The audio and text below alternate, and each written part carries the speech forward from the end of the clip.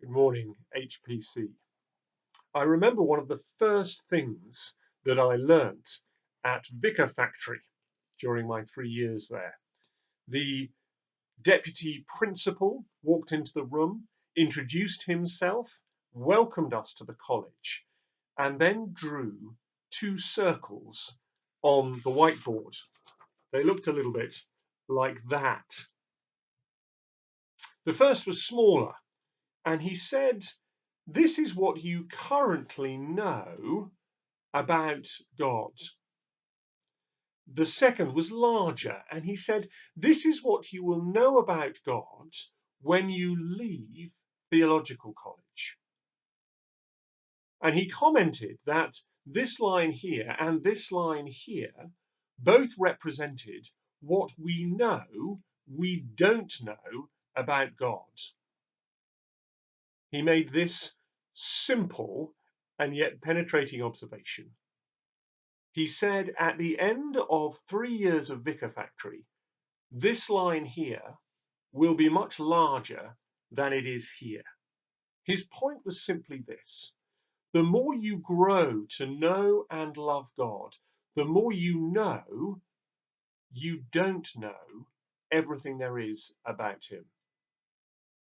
It wasn't revolutionary, but it certainly was borne out by my experience of being at theological college. In fact, it's been borne out by my experience as a Christian.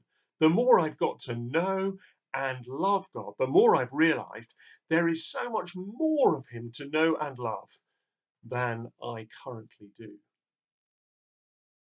Jesus says, "No one knows the Son except the Father, and no one knows the Father except the Son, and anyone to whom the Son chooses to reveal him." Matthew chapter 11, verse 27. Andrew Wilson, in his book Incomparable, makes the point really well, I think, when it should have been far more obvious to me, probably, than it is.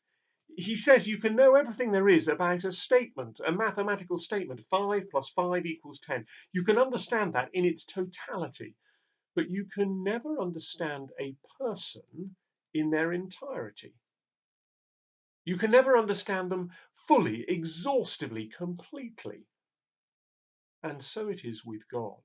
Because God is personal, we can never know him totally. Why? Well, because he's had experiences that I haven't had. He's present in places that I am not present. Because his knowledge is from within himself, not something which I can discern from outside. I cannot know him exhaustively any more than I can know any person exhaustively. But does that mean I should throw my hands up in horror and say, well, in that case, if I cannot know God exhaustively, there's no point in getting to know him at all? No, surely not.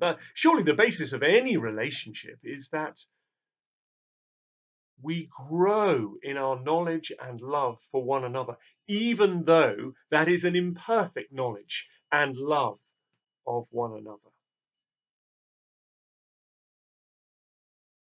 I have not worked out everything there is about God, but the verse from Matthew chapter 11, verse 27 goes further than that. It says, Rory, not only have you not worked out everything there is to know about God, not only will you never work out everything there is to know about God, it goes to say that unless God revealed himself to you, Rory, you would remain completely ignorant.